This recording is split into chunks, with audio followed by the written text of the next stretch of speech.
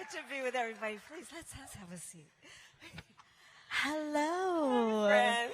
Hello, Madam Vice President Kamala Harris. Yeah? Yes.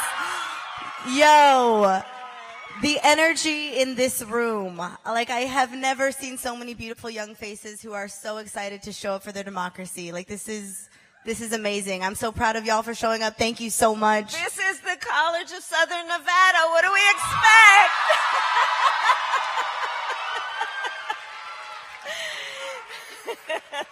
I love you. I love being with the leaders of our country. I'm so excited to be with everyone. Thank you. You are so brilliant. Yes, I thank you. First and foremost, thank you for having me here. Thank you guys all for having me here. I'm so excited to be able to share space with you and ask you these brilliant questions. I understand that you have been doing this Fight for Our Freedoms tour, and this summer alone, you've traveled to over 17 different states, talking to climate leaders from Colorado, talking to gun violence advocates from Virginia, and now you are on a college tour, going to over 12 different college campuses, including CSN, yes, which are predominantly Hispanic and AA and HPI serving institutions.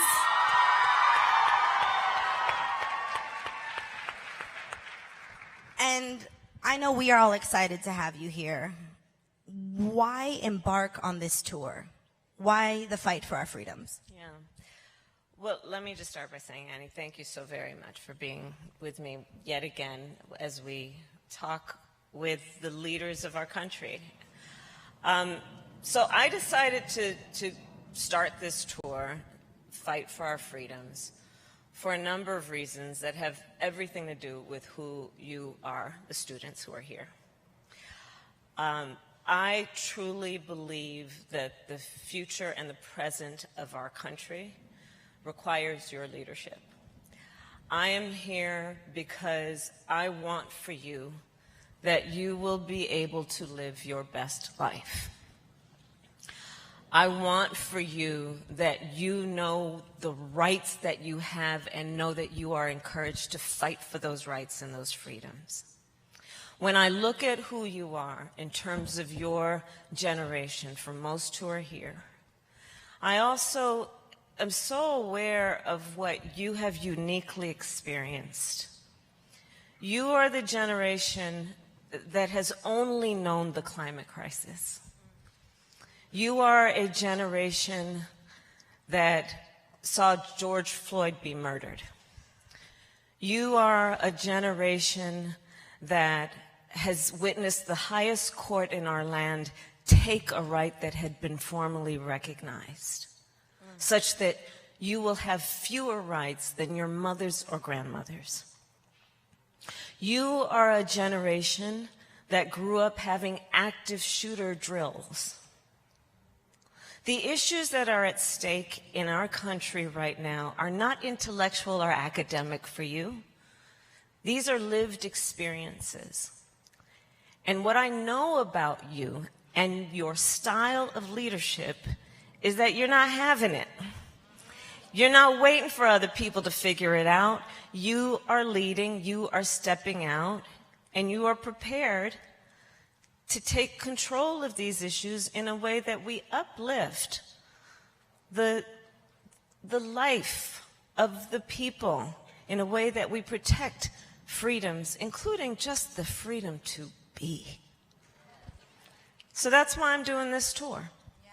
And because I also want you to know that in the midst of these challenges, in the midst of a moment where I do believe there is an intentional and full-on attack against so many hard-fought, hard-won fundamental freedoms and rights, I also want to remind you, it doesn't have to be this way. It does not have to be this way. And when you all start voting in your numbers, I know it won't be. So that's why I'm here. Amazing. You know, I love your articulation around the future belongs to the youth, and the present belongs to the youth. Yeah. And I believe we have a student here in the audience that needs to ask a question. Do I have Kia Williams? Kaya, there she is, Kaya Williams. Hey guys, my name is Kaya Williams, and I'm president of the Black Student Union here at Let's go. My question today is, how would you encourage someone who is not utilizing their right to vote to start taking that important step to vote? Thank you, Madam President. Yes, Madam President. And thank you for your role of what I take as elected leadership in this body. Congratulations. So, for all the leaders here, I know, I've been reading about this student body. I've been reading about how this exceptional educational institution thinks of you and nurtures you.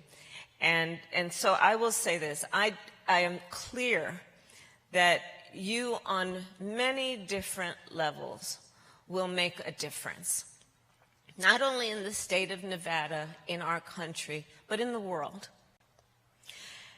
One of the ways of the many that you will make a difference is by voting. Elections matter. Mm-hmm. Back in 2020, during the height of a pandemic, we had the highest rate of youth voting that we had seen, historic numbers. I would like to see, in fact, a show of hands. Can I see who voted in 2020 or 2022? Right.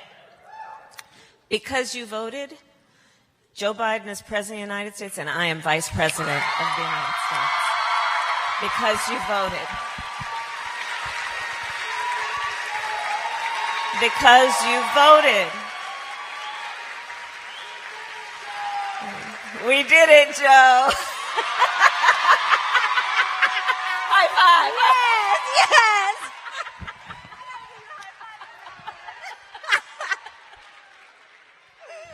We did it. But voting, and here's the thing, we will talk often about the importance of voting in the historical context of the fact that people marched, fought, shed blood, and died for the right to vote, for so many of the people who are here. Mm-hmm. So that's a reason to vote, to honor the struggle and the sacrifices of those who imagine that you would be sitting here right now and we would be having this conversation, honoring that legacy that we have each inherited.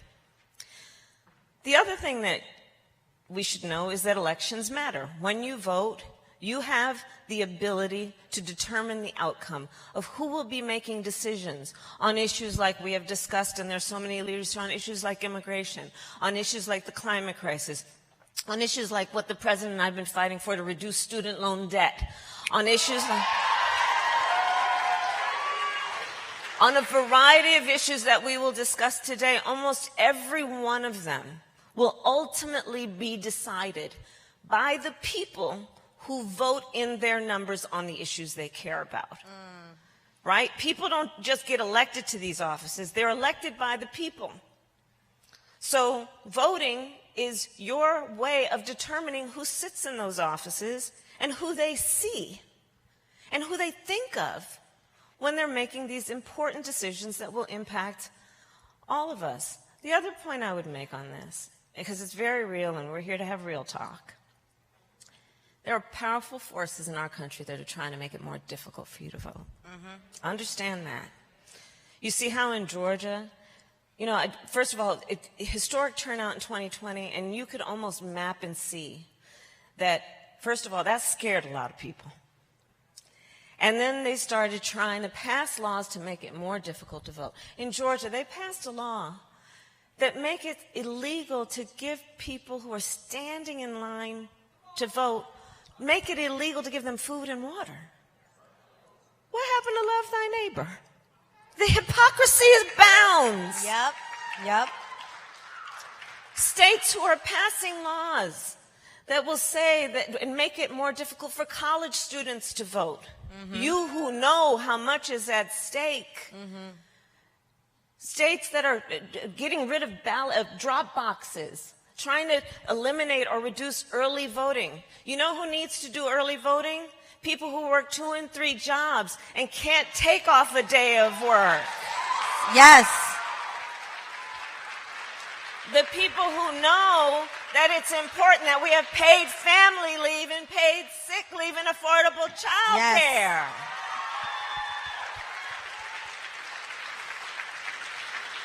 So see the connections, and then to the young leaders here, I'd say, don't ever let anybody silence you.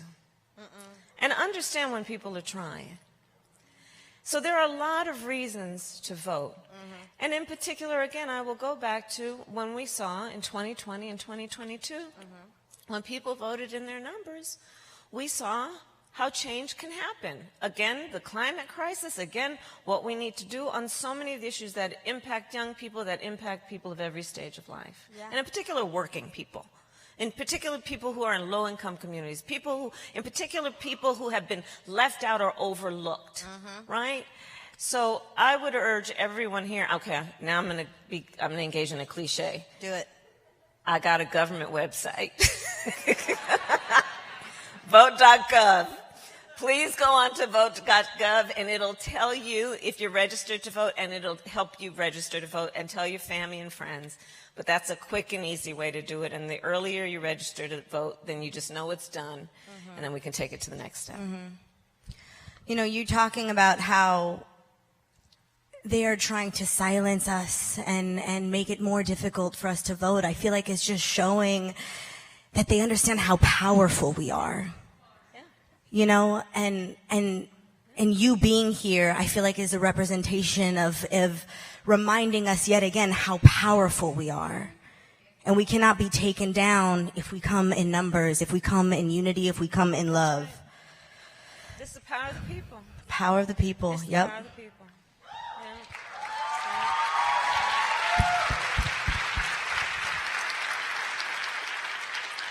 Madam Vice President, this next topic, I know you are no stranger to. We are in the beautiful state of Nevada, which, yes, the most beautiful state of Nevada with you beautiful humans. And,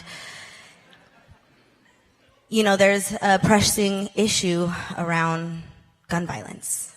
And in Nevada, we have, in U.S. modern recorded history, one of the most deadly shootings that have happened here. Yeah, 1 October. Yeah. 1 October. I know you are not a stranger to this topic. You have been fighting for this throughout your whole career. I know that you and President Joe Biden have created a historic legislation around gun violence safety and the first ever White House Office of Gun Violence Prevention. Yeah, that's right, which I'm heading. Wow. Yeah. Super congratulations. I know we are all very proud of you and our democracy for fighting for that. Thank you. Now, we also know that it is attacking predominantly Black, brown, and lower income communities. How can we fight to help prevent that? What can we do to further help you and our democracy and our government? So to your point, Annie, first of all, probably a lot of people here know, but as of today, the #1 killer of children in America is gun violence. Not some form of cancer, not car accidents, gun violence. #1 killer of children in America today.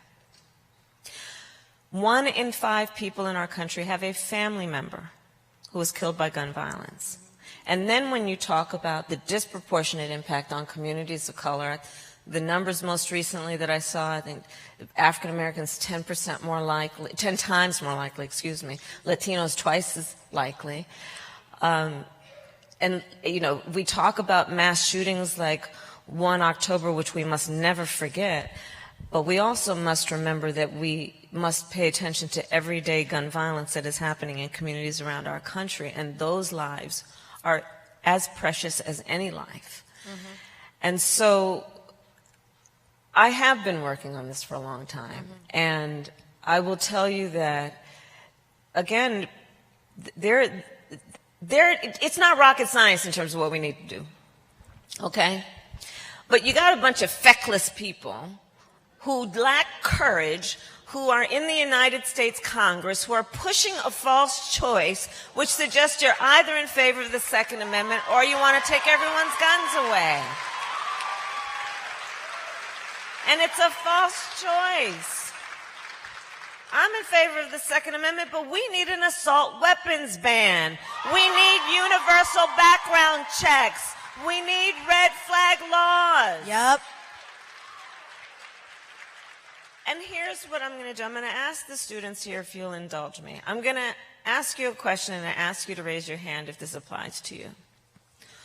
Who here between, and I'm going to ask you to hold up your hands, keep them up. Who here between kindergarten and 12th grade had to, at school, have an active shooter drill? I would ask the older adults to take a look. I'd ask the media to take a look at all the hands that are up. Okay, you can put them down. I'm going to tell you something. I don't think these people who call themselves leaders understand what you guys have been through. That our children, that our young people, with the brilliance of their mind, are sitting in a classroom with some part of their brain being aware of the fact that somebody could bust in that classroom with a gun. And what that has meant for our young people in terms of the trauma and the fear they are living with, even if they've not personally experienced gun violence. Yeah. This is real. And again, I say to the young leaders here, it doesn't have to be this way. You know, we once had an assault weapons ban. It had a term on it, a shelf life. It has since expired, but we once had an assault weapons ban. It doesn't have to be this way. And let's be clear, we're only talking about a reasonable approach to a big problem. Mm-hmm. If Joe Biden were here, he might say BFD, but I'm not going to say that. But it kind of is, right? Think about this. It's reasonable that you just might want to know before someone can buy a lethal weapon, if they've been found by a court to be a danger to themselves or others. You just might want to know. Maybe. Right? It's reasonable to say that weapons of war, assault weapons, which were designed to kill a lot of people quickly, have no place on the streets of a civil society. It's just reasonable. But again, I take us back to the point that elections matter. And it is critically important that we have courage in leadership to take on this issue and just have reasonable approaches to something that is affecting us in profound ways.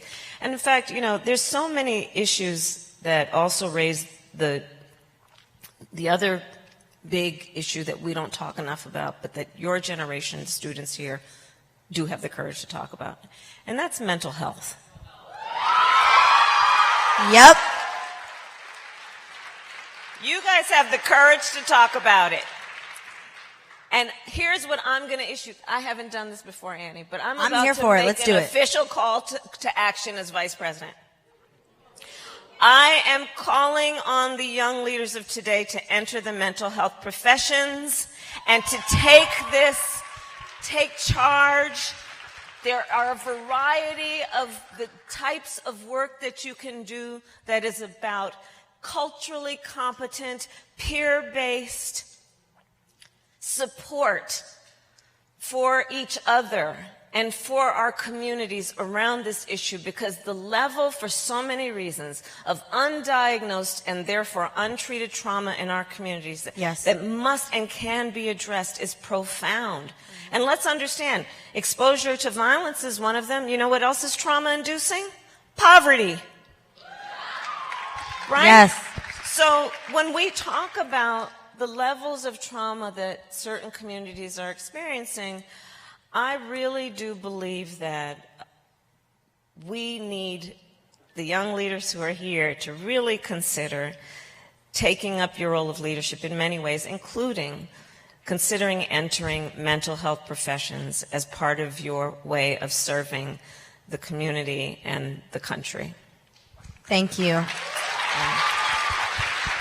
I love how you talk about how advocacy and fighting for our nation and our rights can look like so many different things. It can be enrolling in college. It can be showing up here. It can be getting a family member or a friend registered to vote at, what's the website again? Oh, all right. Okay, I was just making sure y'all were listening.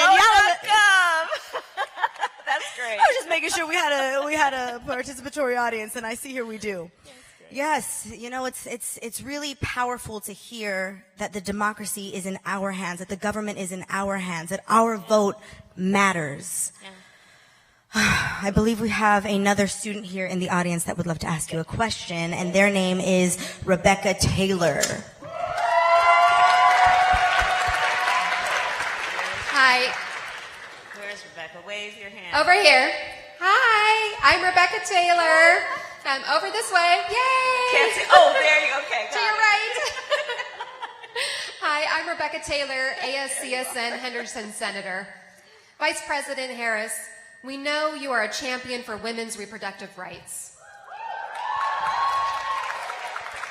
In your opinion, what can be done at the federal level to ensure that all women have fair and equal access to reproductive choice, and that doctors and scientists remain free to practice best medicine independent of political agenda? Thank you, Rebecca. Thank you. Thank you. Thank you. Great question. So, as I mentioned earlier about this generation, we just over a year ago witnessed the highest court in our land, the court of Thurgood Marshall and RBG, take a constitutional right that had been recognized from the people of America, from the women of America, and thereafter, in states around our country, laws being proposed and passed that would criminalize healthcare providers, some providing for very significant prison time, that would punish women and people who simply deserve to be able to make a decision for themselves about their life. And I think it's really important on this issue to agree. One does not have to abandon their faith or deeply held beliefs to agree. The government should not be telling her what to do with her body. Yep. That's her decision. We respect her ability to be smart enough to know what is in her own best interest without a bunch of folks in the state capitol trying to tell her what to do.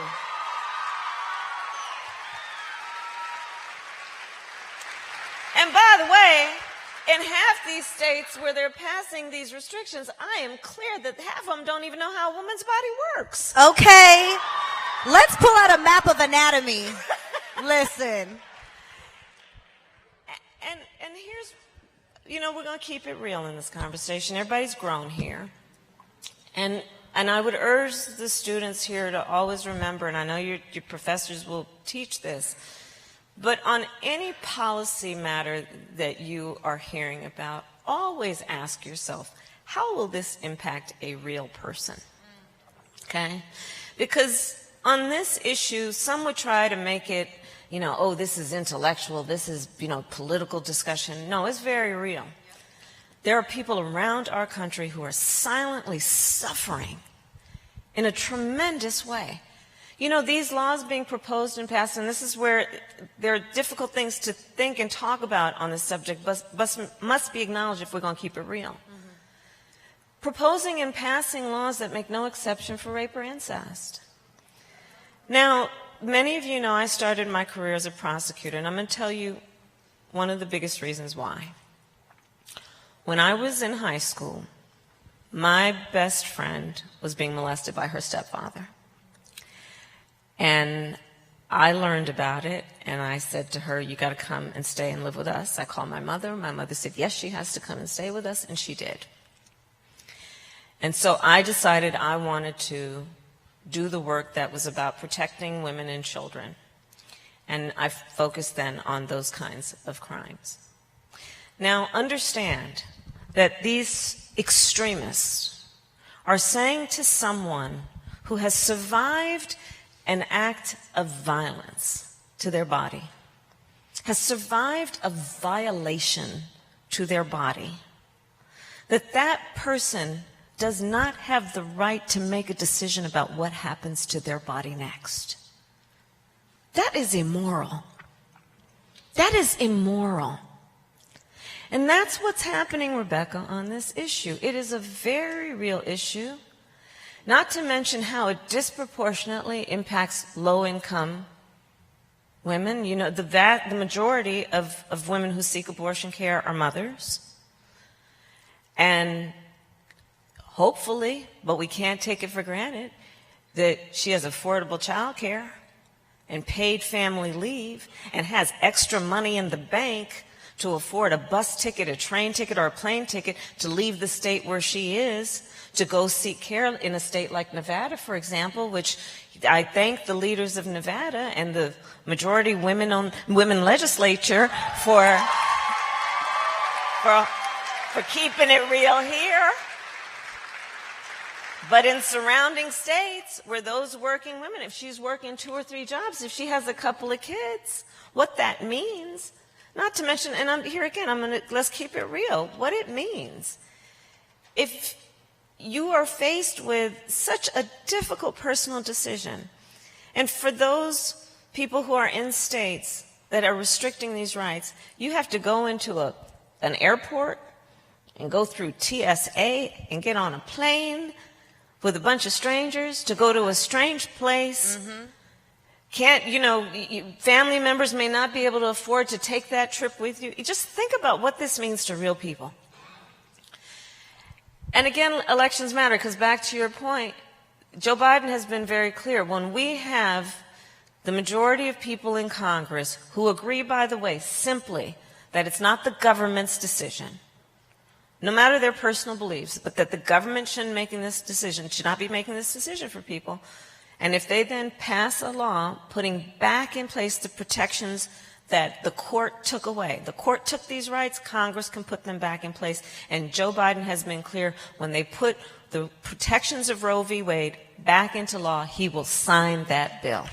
Amen. You guys, we got to show up and vote. So elections matter.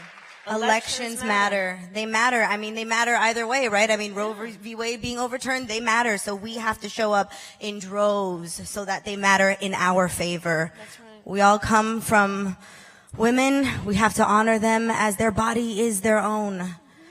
You know, speaking of fundamental rights, our freedom, it makes me think about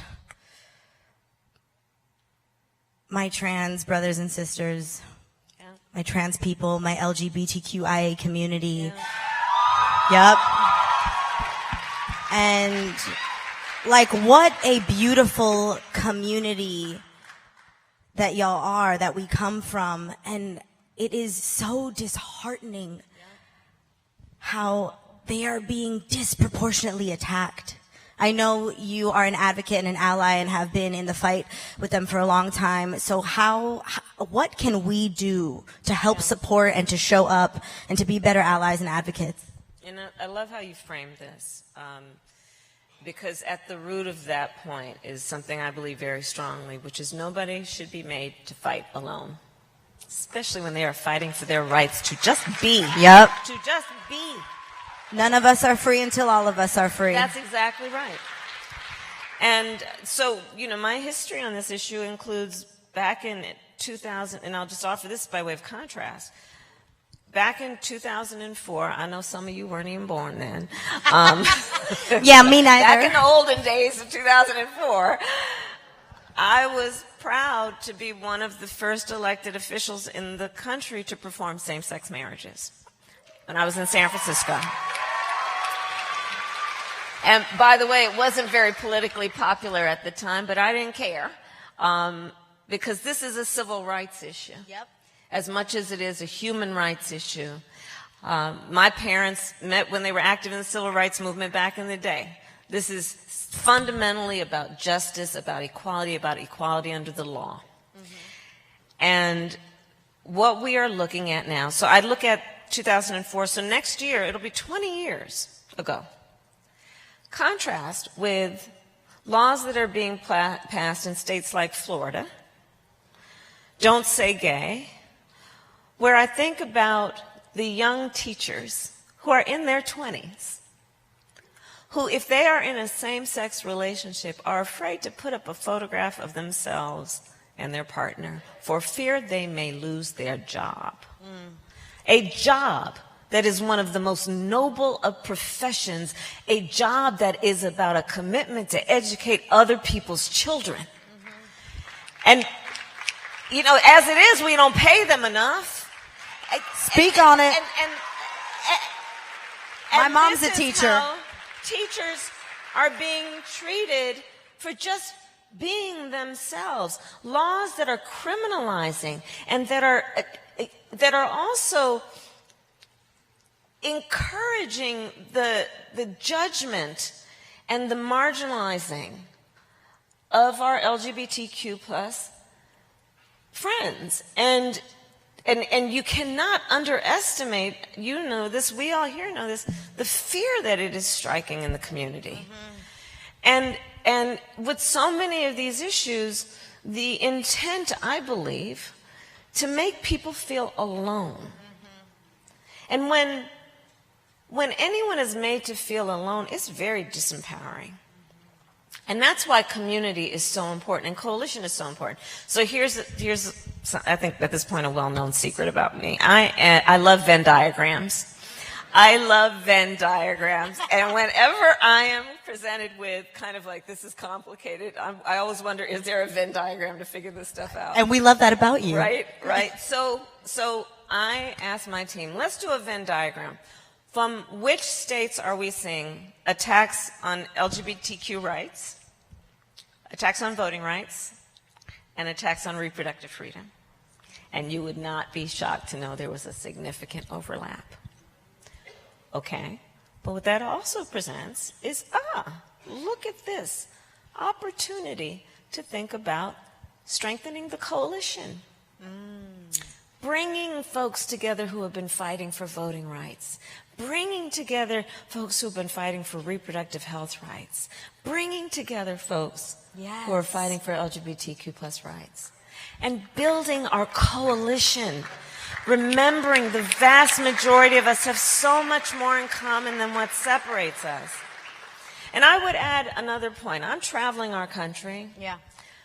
I believe that part of the agenda that is at foot is to try and divide our nation. Yep.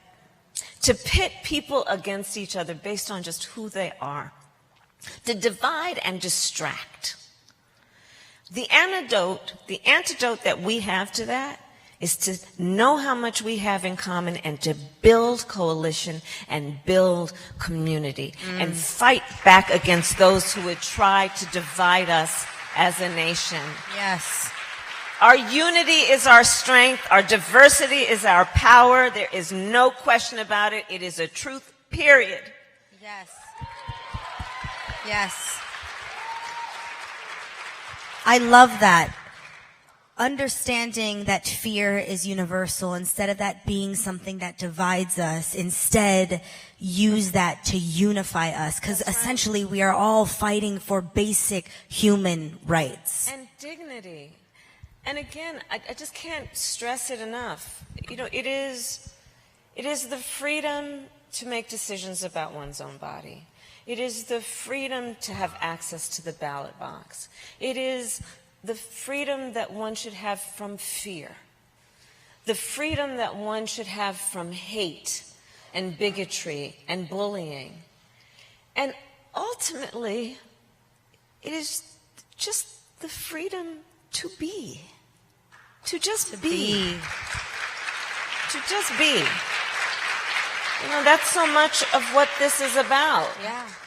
And, well, we can't take any of these freedoms for granted. And so, you know, but understand that we know what we are fighting for. This is not fighting against something, it's fighting for. Yes. And what we are also fighting for are foundational principles of our country. And in that way, it is important to remember, this is a fight based on love of country. This is a fight based on believing in the ideals upon which our country was founded, and fighting for us to achieve those ideals. And what greater and more pure expression of love for our country can we have than believing in those ideals and fighting for us to attain them? Yes. That's what this is, and I believe that is a true form of patriotism. Don't anybody tell you otherwise. Don't anyone tell you otherwise. I really love and admire your use of language. Not fighting against, fighting for. Talking about the solution because there is a problem. Like, this is our democracy, this is our government, taking it back. I remember the first time I went to the White House, I heard it called the People's House. Yeah, right. And that, for me, did a complete paradigm shift on how I saw my government and feel comfortable now to call it my government, my democracy. Right.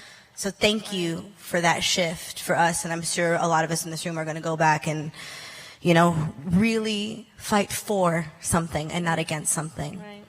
And you have been fighting for most of your life with your family and with our government. And what are some things that you are most proud of that you've been able to put into place thus far?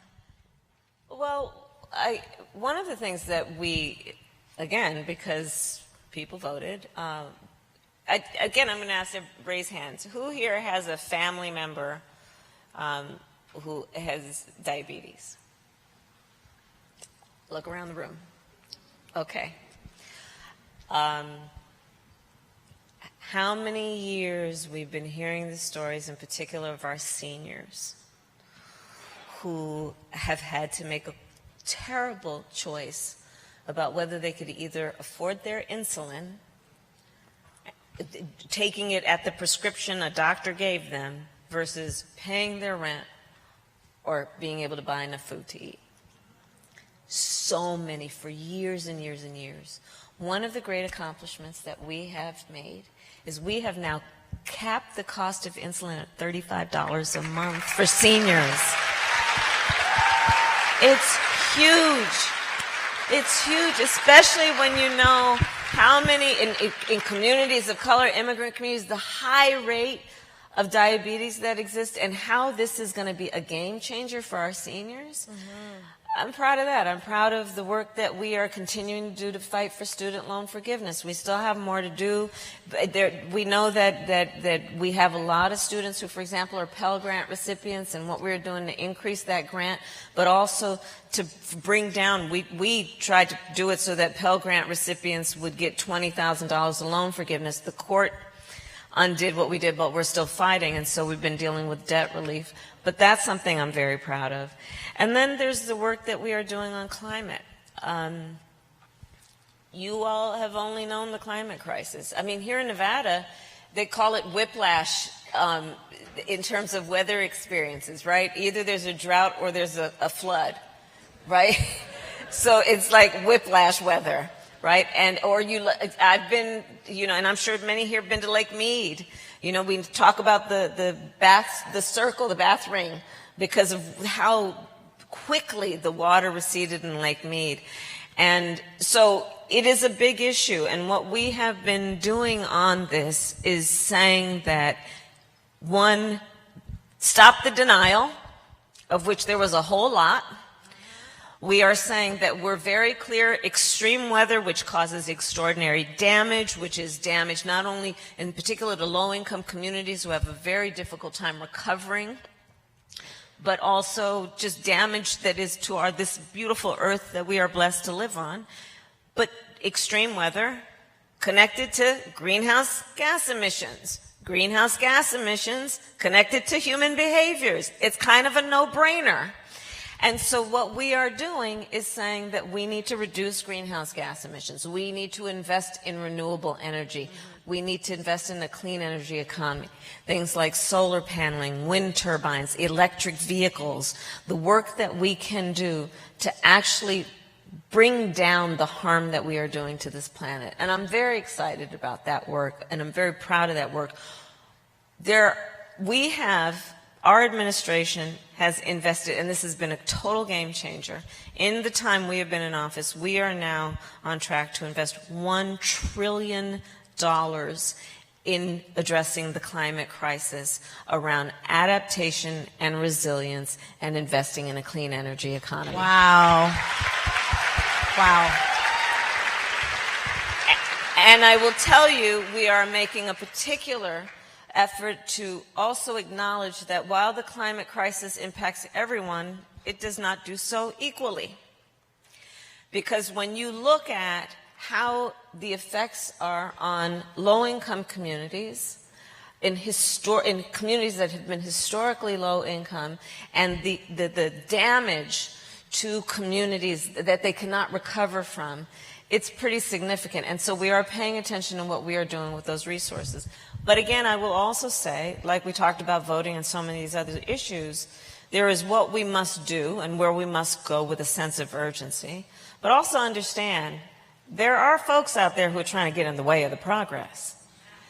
Understand that when we're looking at big oil and what they've historically done in trying to first push the denial narrative and then slow down the progress, and saying, oh, it's going to be too difficult to transition so quickly into a clean energy economy. You know, the same kind of people who will say, oh, it's going to be so difficult for any of us to do what we do. Yep. You know, those kinds of people who will say, oh, nobody like you has ever done this before, so maybe it's not possible. It's possible. And so it's possible. It's possible. And we did it, Joe. And on the issue of the climate crisis, it is very doable, and we are seeing the progress that we can make. But again, also in terms of what is happening in the country, understand on the issue of the climate crisis, let's also have real conversations about the thing we call environmental justice, which is justice for all communities, understanding not everyone is impacted equally. Yes. If you look around the map of the country, some of the communities with the poorest air quality are communities of color, immigrant communities, low-income communities. You look at it in terms of access to affordability for electric vehicles or charging stations. You look at it in terms of if there is a flood, who can recover because they have the assets, because they're a homeowner, to actually repair the house versus who does not. Mm-hmm. So the environmental justice piece of this is extraordinarily important, and I will therefore emphasize another point. There are some forces in our country that are trying to say that it is a bad term to talk about DEI. They're trying to do with DEI what they did with woke. And we got to pay attention to that. They're trying to suggest that it is somehow wrong to talk about DEI, diversity, equity, and inclusion. That it is somehow wrong to talk about the fact that when you look at, for example, the fact that I'm the first woman of color to be vice president of the United States. Yep. That the piece about diversity is somehow not important. When we talk about equity, here's the thing, it's a very basic point. We want that everyone has equal opportunity, right? Well, yes, but it doesn't mean that that will be achieved because everyone gets an equal amount, knowing that not everybody starts out on the same base. Equity says, let's take into account where do people start out, because if you're only talking about equal amount and people don't start out in the same place, it's just going to repeat itself. Yep. So the concept of equity is about saying, let's pay attention to that. Inclusion, it's a simple point. Who's not in the room? Pay attention to who's not in the room, and let's figure out how they can have an open door, much less encouragement, to be in the room where important decisions are being made about all of us. And so EJ, environmental justice, takes into account things like equity, but I, again, will emphasize, understand what's happening in our country, where people who consider themselves very important leaders are trying to say it's bad to talk about DEI. They're trying to put pressure on corporations to not invest in DEI. They're trying to undo corporations and other private sector industries who are paying attention to this. And we got to fight against this. We have to fight against this because it will lead to very bad outcomes. Mm-hmm. And I say that because it is very clear diversity actually makes us stronger, both in terms of who we are socially and societally, but it also makes our economy stronger mm-hmm. when we pay attention to these issues. Mm-hmm. DEI. DEI.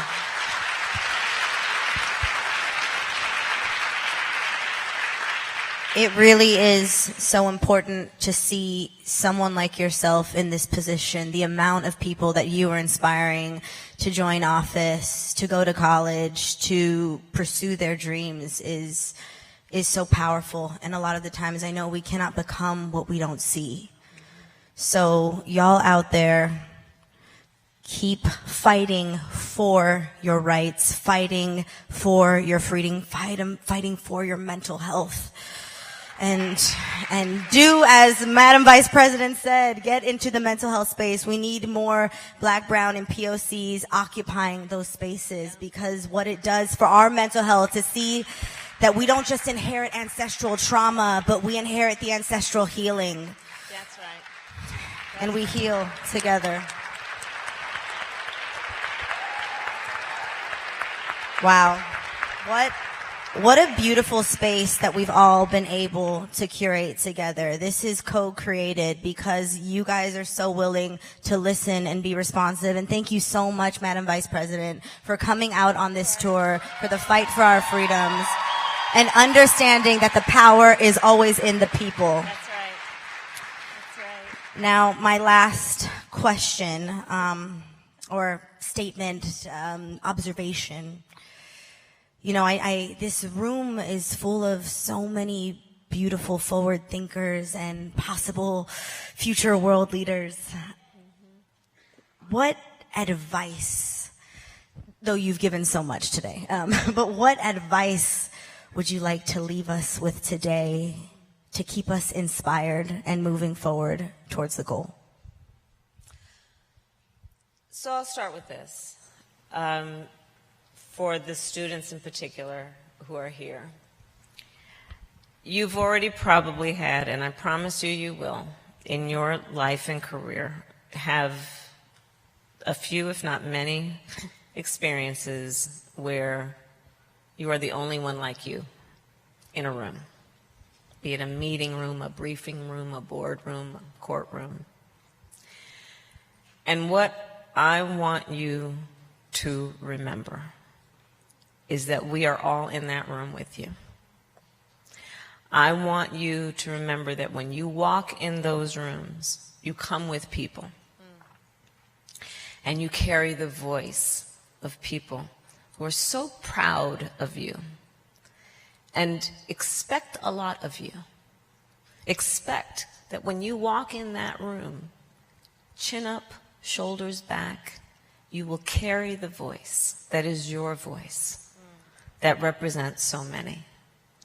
I want that you will each remember that, and remember a moment like this where there is collective pride for who you are and great expectations for what you will continue to do.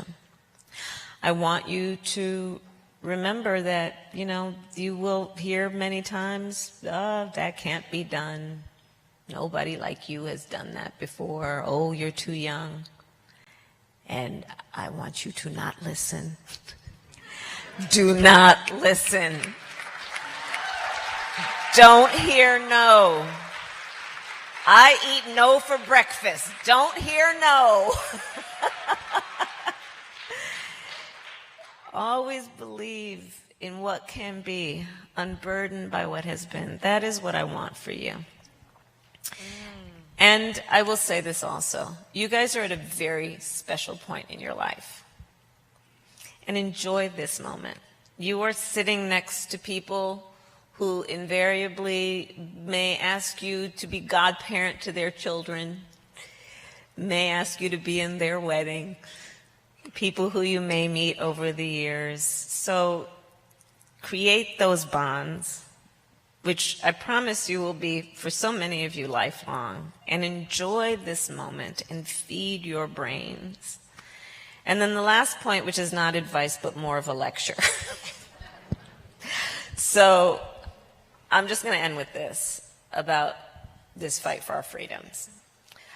And this is a group of students and leaders who understand many things and many cultures and many languages and a lot about the world. So here's what I'm going to share with you. As Vice President, I have now met with over 100 world leaders, presidents, prime ministers, chancellors, and kings. When we walk in those rooms, representing the United States of America, we walk in those rooms with the self-appointed and earned authority to talk about the importance of democracy, rule of law, human rights. But here's the thing about being a role model. Everybody here knows this. When you're a role model, people watch what you do to see if it matches what you say. People around the world are watching what's happening in our country right now. And one of my greatest fears is that, for example, let's say young women who are fighting against an autocrat or a dictator for their rights, their right to be educated, their right to be. And that dictator, that autocrat is looking at them and saying, you want to point to the United States? Well, look at what they're doing. You be quiet. This fight for our freedoms is also a fight for our democracy. And the outcome of this will impact not only the person you're sitting next to, but very likely will impact people around the world. And therein lies your power. Therein lies your power to potentially have an impact on people you may never meet, people who may never know your name, but because you chose to lead, will be benefited by your actions. And so I will leave you with that, which is know your power and use it. And thank you all. Thank you.